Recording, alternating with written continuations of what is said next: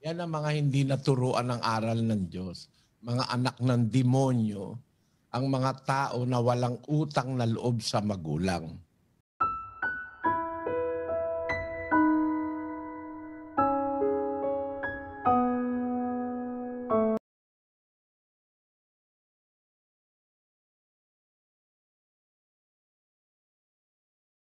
Sagot, itanong mo kay Soriano, ang kapayapaan po ng Diyos ang manatili sa atin. Isang magandang araw po sa inyong lahat. Anong oras man po tayo nakakarating sa inyo sa iba't ibang panig ng daigdig at anuman pong lengguwahe ang inyong pinakikinggan ngayon sa pamamagitan po ng ating mga translations. Pinapaalala po namin sa inyo, ang atin pong Bible exposition ay tinatranslate din sa iba't ibang mga languages na maaari po ninyong mapagpilian. At muli po, tayo ay nagpapasalamat sa Panginoon sa isa pang mabuting pagkakataon na ipinagkaloob sa atin ngayong araw na ito. Kasama ng ating mga kapatid sa Church of God International, muli po kami nag-aanyayang samahan nyo sa mga susunod na oras sa atin pong Bible Exposition. Kasama po natin ang kapatid na Eli Soriano. Kapatid na Eli, magandang araw po sa inyo. Magandang gabi, magandang araw mga kapatid, saan man kayo naroon. At sa ating mga kababayan Pilipino na sa iba't ibang bansa sa mundo. Umpisa na tayo, kapatid na Daniel. Opo, kapatid na Eli, unahin po natin si kapatid na Mylene Luciano mula sa Angeles City, Pampanga, isang Katoliko. Magandang gabi po sa inyo, kapatid na Mylene. Salamat sa inyong participation. Tuloy po kayo at ano po ang inyong katanungan. Magandang gabi po. Sige po, tuloy lamang po. Nadidinig na po namin kayo, kapatid na Mylene. Magandang gabi po, Brother Eli, Brother Daniel. Ang katanungan ko po ay kung ano ang sinasabi ng Biblia tungkol sa tamang pagdisiplina at paggabay sa mga anak. Salamat po sa Diyos. Alam mo, kapatid, salamat din sa iyong pagsali sa ating Bible exposition. Alam mo ngayon ang pagdisiplina sa bata na susurpas ng batas ng tao sa buhay na sa ating panahon, yung talagang dapat sana gawin sa batas ng Diyos. Kasi sa batas ng Diyos, may utos ang Diyos na parusahan o paluin ang bata para maituwid ang kanyang gawang mali. Nasa Biblia yun eh. Ngayon, bawal na yan sa batas eh. Anong batas yun, kapatid na Daniel? May particular bang batas sa Pilipinas? Dito kasi sa Brazil, doon sa Australia, sa Amerika rin yata, kapatid na Josel, ano? Opo, kapatid na Eli. Ganyan din po. Tapos bawal paluin ang bata, ano? Bawal po. Maaga pa po, maliit pa ang mga bata. Tinuturo na po sa school, tatawag po ng 911 yan. Darating po ang mga pulis. Oo. Pero yung batas na yan, hindi yan pinayagan ni Presidente Duterte sa Pilipinas eh. Pero 53 bansa halos. Pakibasa na nga natin yun, kapatid na Daniel. Yung mga bansang bawal paluin ang bata. Ang sabi po dito, 53 countries that ban the corporal punishment of children. Ang kasama po dito ay Sweden in 1979, Finland 1983, Norway 1987, Austria 1989, Cyprus 1994, Denmark 1997, Latvia 1998, Croatia 1999, Bulgaria 2000, Israel 2000, Germany 2000, Turkmenistan 2002, Iceland 2003, Ukraine 2004, Romania 2004, Hungary 2005, Greece 2006, the Netherlands 2007, New Zealand 2007, Portugal 2007, Uruguay 2007, Venezuela 2007, Spain 2007, Togo 2007, Costa Rica 2008, Moldova 2008, Luxembourg 2008, Liechtenstein 2008, Poland 2010, Tunisia 2010, Kenya 2010, Congo 2010, Albania 2010, South Sudan 2011, Macedonia 2013, Honduras 2013, Malta 2014, Brazil 2014, Bolivia 2014, Cape Verde 2014, Argentina 2014, San Marino 2014, Estonia 2014, Nicaragua 2014, Andorra 2015, Benin 2015, Ireland 2015, Peru 2015, Mongolia 2016, Paraguay 2016, Slovenia 2016, Lithuania 2017, Montenegro 2017. Yun po, kapatid Nelly. 53 mga bansa bawal paluin ang bata. Pero sa atin sa Pilipinas, merong ganitong balita sa noong 2019. Sabi po naman dito, Duterte vetoes anti-palo bill. Manila, President Rodrigo Duterte has vetoed an anti-palo bill that prohibits beating children and other physical forms of punishment to discipline them. Malacanang confirmed Thursday. Opposition Senator Risa Ontiveros filed the measure, which she said aims to promote positive and non-violent discipline of children. Duterte's rejection of the measure was confirmed by Executive Secretary Salvador Medialdea. No other detail was immediately available. 66% or 2 in 3 parents discipline their children through corporal punishment. A 2011 Pulse Asia survey showed corporal punishment, however, erodes parent-child relationships because youngsters viewed their parents as givers of pain, Ontiveros said, citing a study. Ang may kagagawan pala niyan yung Senador Ontiveros. Mali yan sa Biblia eh. Kung ang pag-uusapan mo, Biblia, ang tanong mo kasi, itong programa natin, Biblia ang sasagot. Biblia ang nagsasabi kasi sa 13 ng Kawikaan, ganito nakasulat. Siyang nag-uurong ng kaniyang pamalo ay napopoot sa kaniyang anak. Ngunit siyang umiibig ay nagpaparusang maminsan-minsan. Yung salitang nagpaparusang maminsan-minsan, namamalo siya ng anak niya. Paminsan-minsan, hindi naman sinasaktan ng todo, no?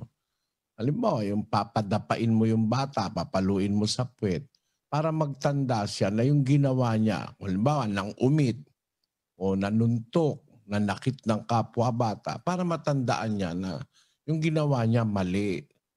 At yun ay kasang-ayon sa Biblia na kung hindi mo pinapalo ang anak mo, galit ka sa anak mo. Kung hindi mo pinapalo. Pero kung mahal mo anak mo, papaluin mo. Kasi yung palo na yon magbibigay sa kanya ng pananda. Matatandaan niya na yung kanyang ginawa mali. Kaya papaluin mo lang siya pag mali ang ginawa niya. Pero kung maliliit na bagay na natural lang sa bata, hindi dapat mamalo. Kaya ang sabi sa salita ng Diyos, nagpaparusang paminsan-minsan. Sinasabi pa sa isang talata, ang nagiging benefit ng pagpalo sa bata. Sabi ng kasulatan, ang puso ng bata nababalot ng kamangmangan. Sa 22:15, kapatid na Daniel. Ang kamangmangan ay nababalot sa puso ng bata, ngunit ilalayo sa kaniya ng pamalong pangsaway. Ayon, ang puso ng bata nababalot ng kamangmangan. Wala pa kasing alam ang bata eh. Kaya dapat ang bata mahalin. Wala namang alam kung nagkakamali siya, hindi naman sapat yun para ang bata ay kagaya nung ginagawa ng ibang walang pagmamahal na magulang sa anak. Umiiyak yung bata. Siguro kaya umiiyak, baka may dinaramdam. Ilagay ba naman sa ibabaw ng ng sinaing na kumukulo. Kung ako ang judge, lalagay ko rin sa sinaing na kumukulo yung ganong magulang. Biro mo, no? Umiiyak yung bata, hindi mapatigil. Ang ginawa yung bata ay binuhat at nilagay sa ibabaw ng kumukulong sinaing.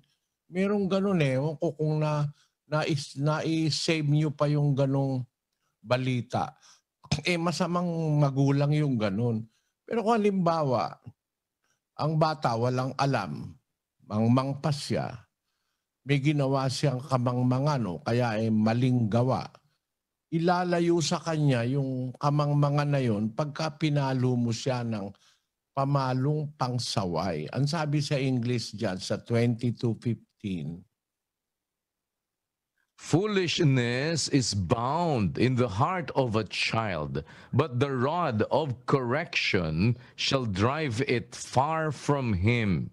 so it will eliminate, or it will be driven out far from him yung foolishness dun sa kanyang puso through the rod of correction. Merong pamalong pansaway, hindi pamalong pampatay. Pamalong pansaway. Sinasaway mo lang dahil mali yung ginawa ng bata. At yun utos sa Biblia. Doon sa isa pang talata dyan sa Kawikaan, ang nakasulat din ay ganito. Tignan nyo ito mga kapatid.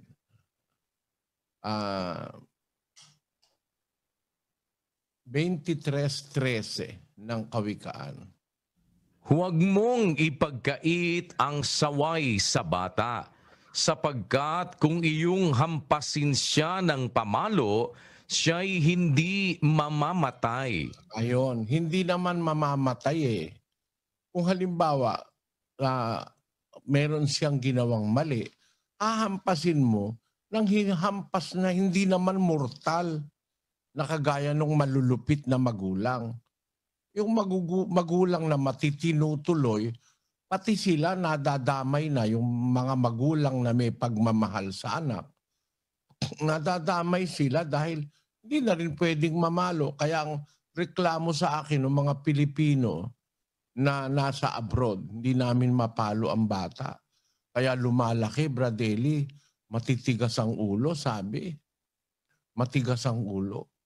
Pagka pinalo mo, tatawag sa 9/11, mahirap.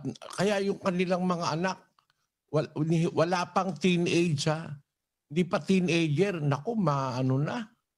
Kung ano na gustong gawin, nagbabarkada, nagaano. Hindi mo mapapagsabihan kasi pag itinrate mo na hindi mo na siya papalabasin, ay tatawag sa 9/11. Yun ang reklamo sa akin ng mga magulang.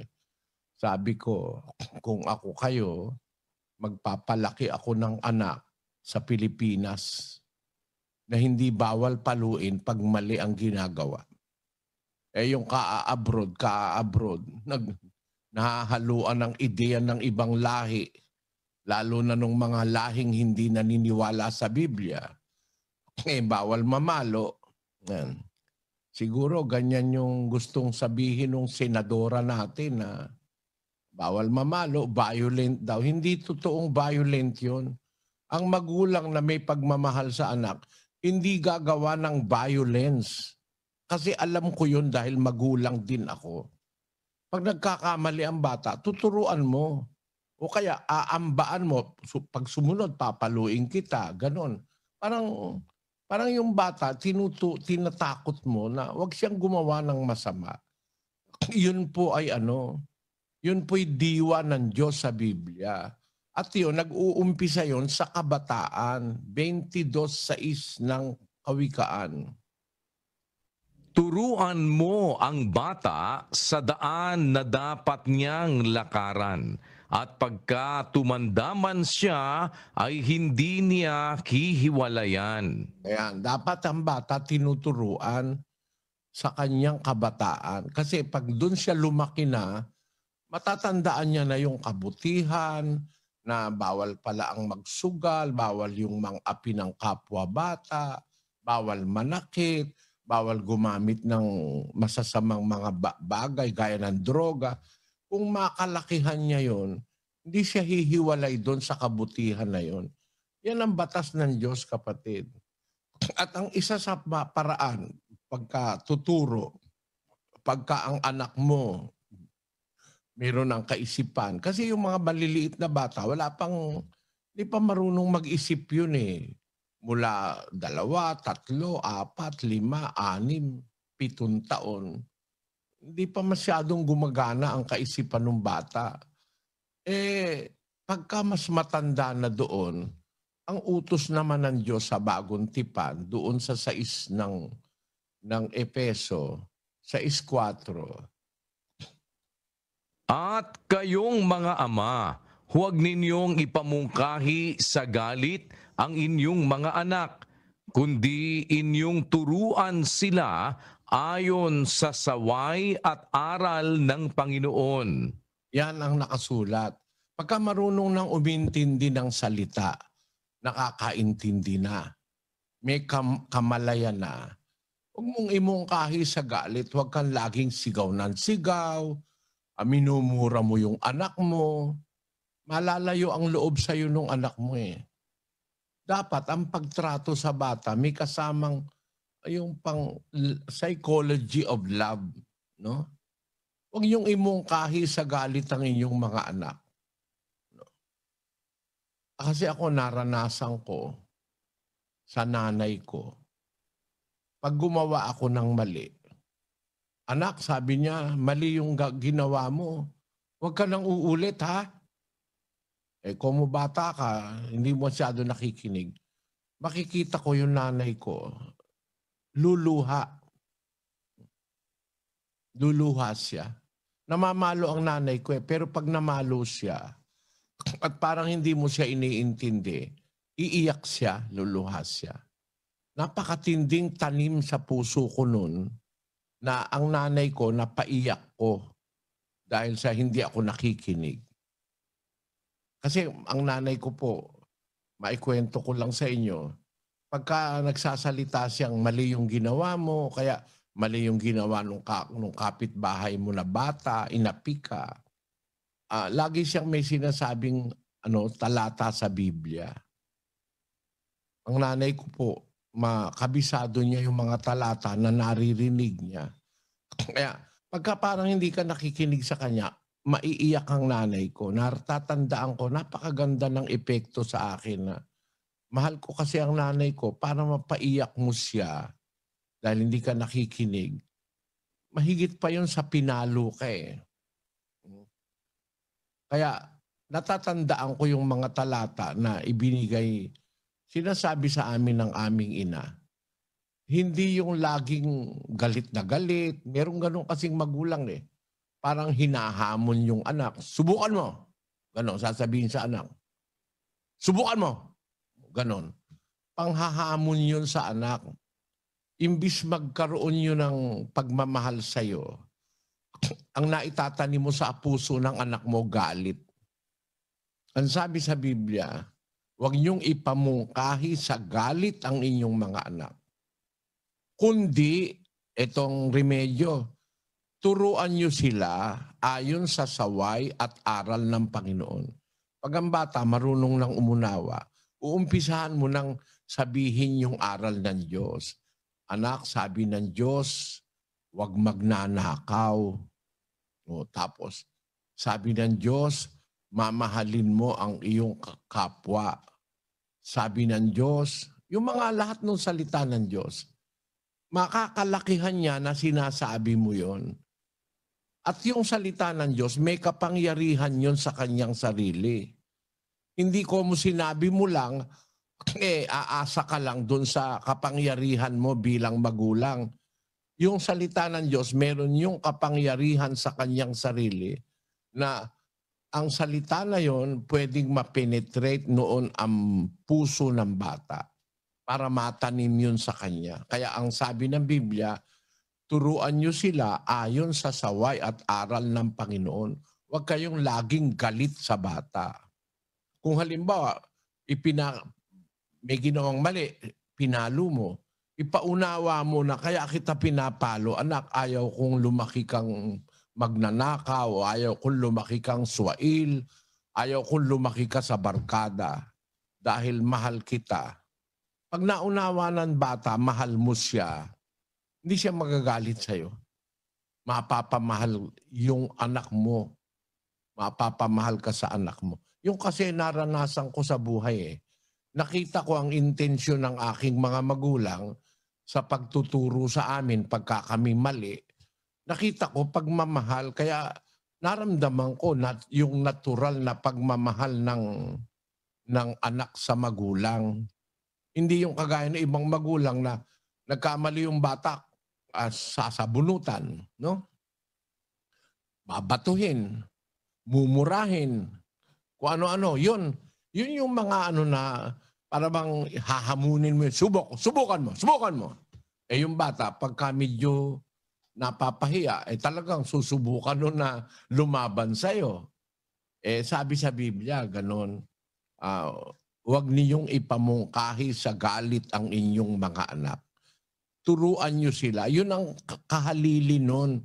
Na kung halimbawa, imbis kagalitan mo, ang ihalili mo, turuan mo ng aral at saway ng Panginoon. Ang problema naman, yung magulang din, hindi naman marunong ng aral. Hindi naman kasi tinuro ng pare kung ano ang dapat na inaaral. Kulang naman, puro lang misa, puro sermon, kung ano-ano ginagawa ng pare. Pero para basahin yung mga talata sa Biblia, wala Kaya ang mayor parte ng sosyedad ng tao, lumalaki ang mga bata, mga walang galang sa magulang, lalo na sa ating panahon. Ikalawang Timoteo 3:1, kapatid na Daniel.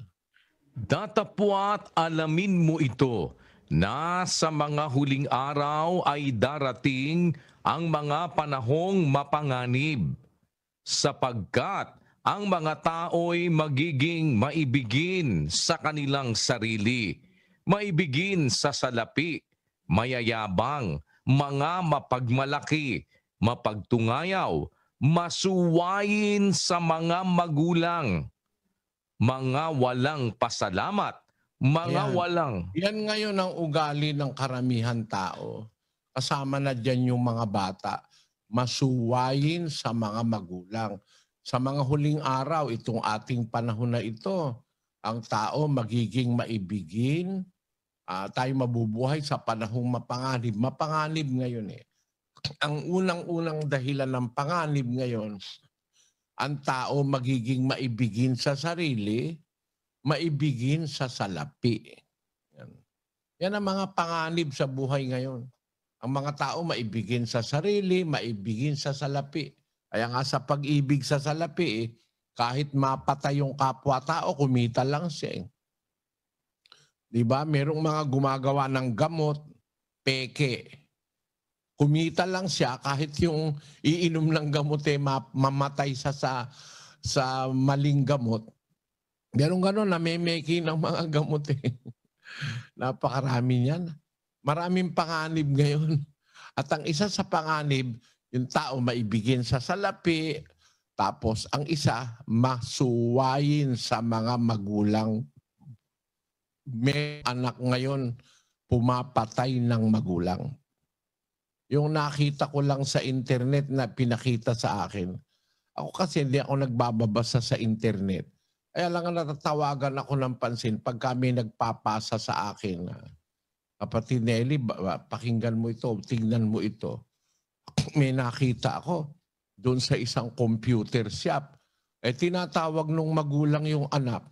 Siguro para kumain o para umuwi. Abay, nagalit yung bata, pinagsusuntok yung nanay niya.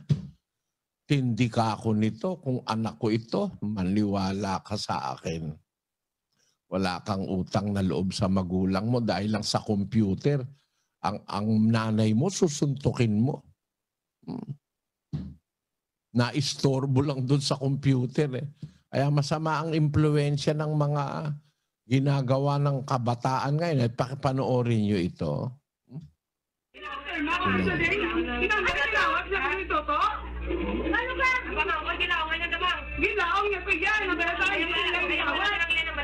Ginawa niya pa kayo, di ba nakutaho?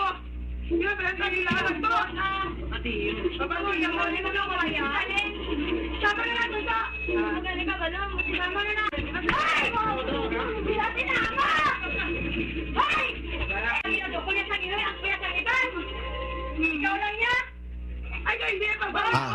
Yung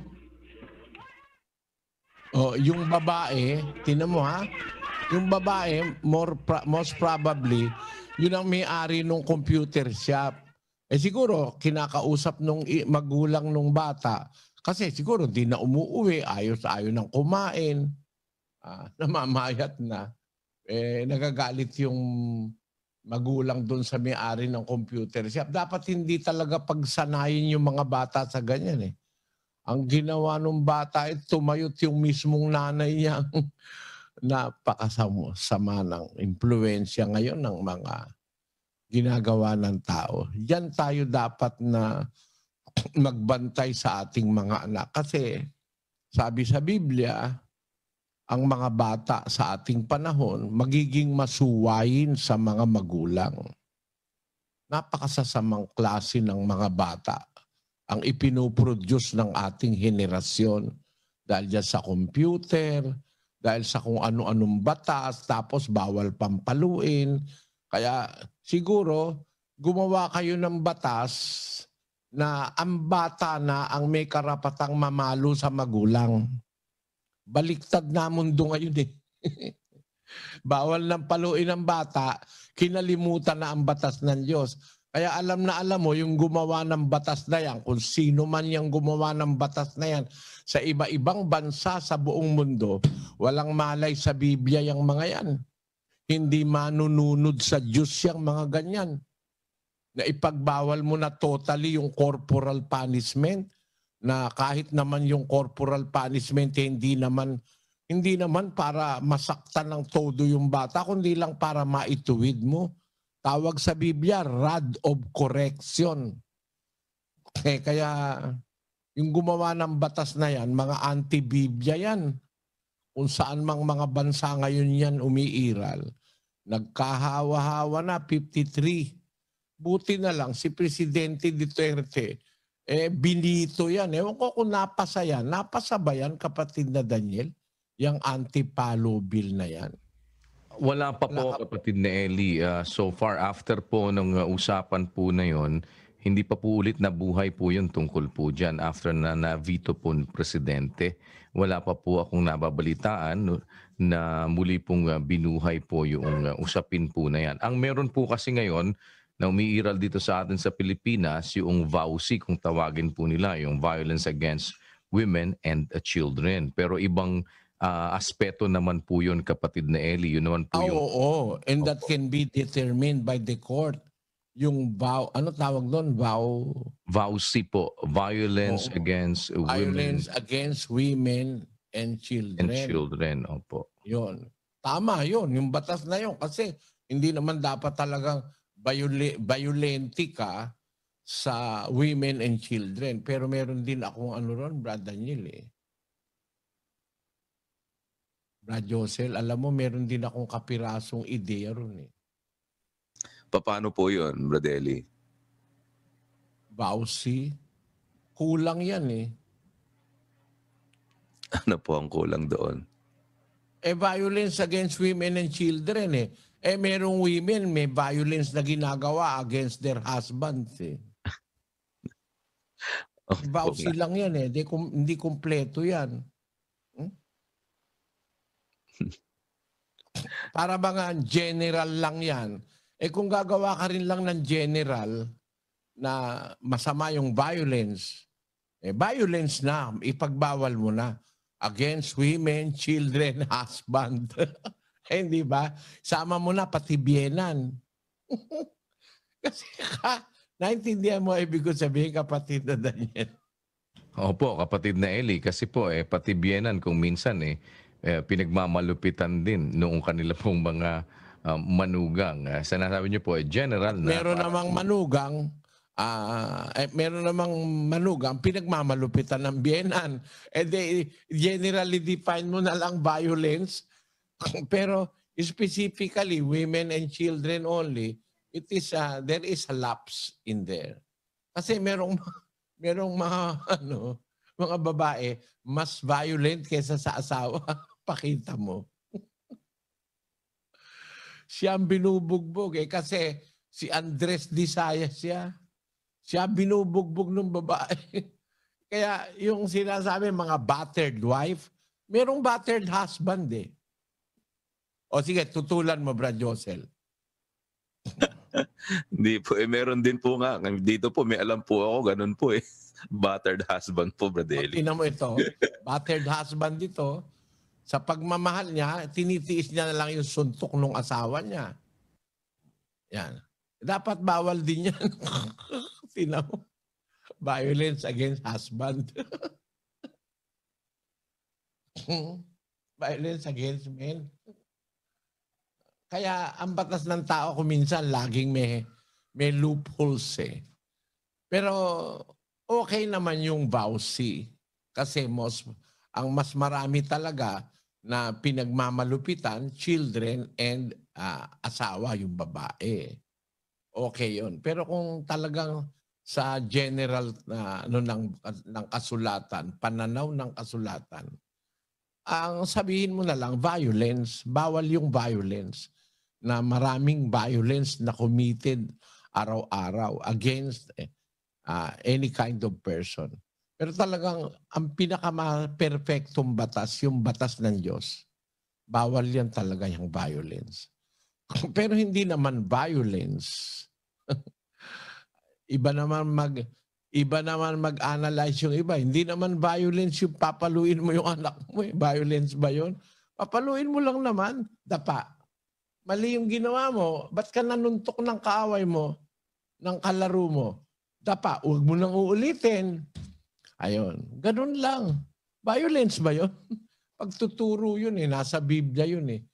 Ang Diyos din namamalo eh. Pagka ikaw matigas ang ulo, papaluin ka rin ng Diyos eh. Yun ang nasa Biblia eh. Wala tayong magagawa dyan. Pero sana naintindihan mo ako, kapatid na Mylene, ano? Wala kang masamang ibibigay na interpretasyon sa sinasabi ko, ha, kapatid na Mylene. Baka ireklamo tayo ni Senadora, ha? Yes po, Brad.